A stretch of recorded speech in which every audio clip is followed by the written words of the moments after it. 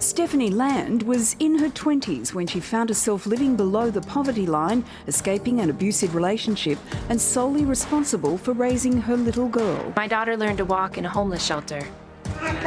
Baby's walking. I had $200 in my pocket and about the same amount in food stamps and a family who couldn't help me. And I was struggling to figure out what to do next in this new role as a single mother. She shared her story in her book Made, which was turned into the hit miniseries starring real-life mother-daughter combo Margaret Qualley and Andy McDowell. Why are you here? We don't have anywhere to sleep tonight. So you're homeless. I had a home and then we left it. Do you want to call the cops now? It's not too late. And say what, that he didn't hit me? People fell in love with Stephanie's story, which shines a light on just how difficult it can be to succeed in a system that works against you. When I think about the house I want for my daughter and me, it's not big and full of stuff. Our space is a home because we love each other in it. Stephanie, welcome to the project. Can you tell me, how closely did the TV series follow the events you've experienced in real life? I think the TV series followed my life events very well emotionally. I was really caught off guard, actually, by how authentic they represented where I lived, my ex, and just how stressful it is to only have $2 in your pocket when you have a kid to feed and you have just been in a car accident and you need to replenish this toy that they just lost. And there were so many moments of the series that felt so similar to what I had experienced. And it gave me a lot of hope and relief, just in that other people might feel that kind of validation as well. You illustrate brilliantly in the book the experience of so many when it comes to women and childcare. Can you talk us through that dilemma that so many face? Yeah, I'm not sure what it's like in Australia, but for me it was, I had to have a job for at least 2 weeks before I even qualified for a grant to get childcare, which is very backwards to me. So I would get a grant and then a lot of daycare centers would not accept that grant. So once I did find a place, it wasn't always the best place. It wasn't ideal. When my kid would get sick, I had to make a choice between bringing them to daycare when they weren't feeling well or possibly face getting fired from my job. It was just it was a constant battle to find childcare.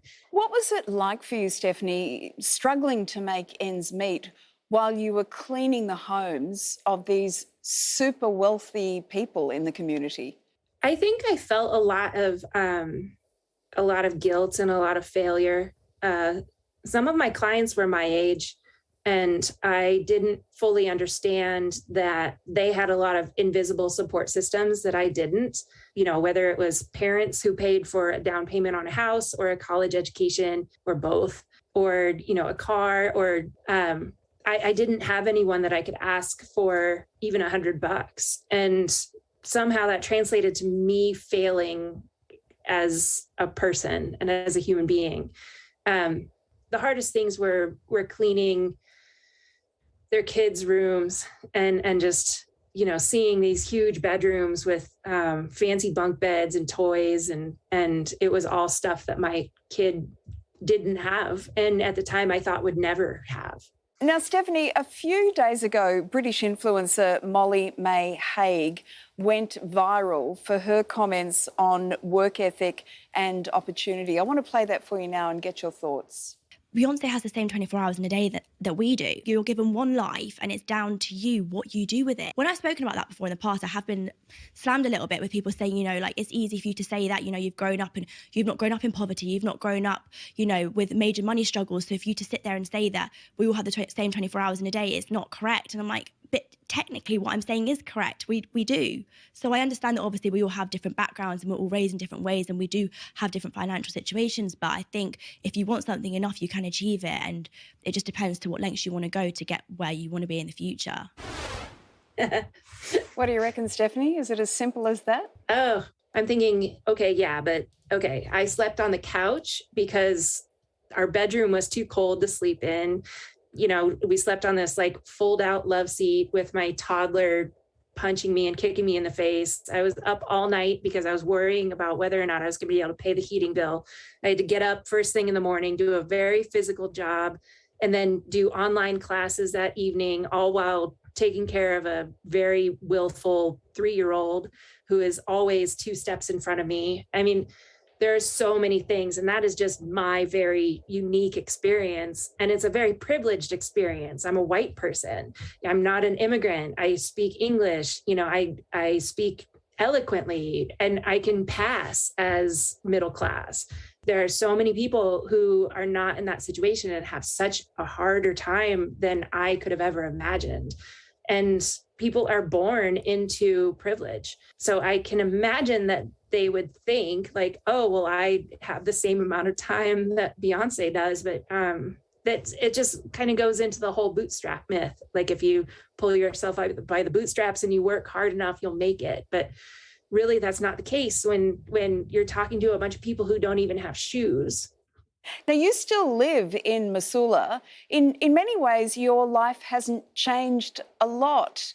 Was that a really conscious decision? No, I actually tried to move out of Missoula at the start of the pandemic. Missoula has changed a lot since I've been here. I've been here 10 years, and it's the gentrification is really out of hand. A lot of my friends have had to move away because they can't afford housing here anymore. It's just, you go downtown and it's just not the same seedy bar type of Missoula that I love. Are you more comfortable with the seedy bars then, do I take it? I am. I want the dirty floor and the pool tables, and you don't really find that anymore here. There's like places that have Botox and stuff. Stephanie, it's been great to meet you. Thanks so much for joining us on the project. Thank you so much for having me. It's always a pleasure to talk to someone in Australia.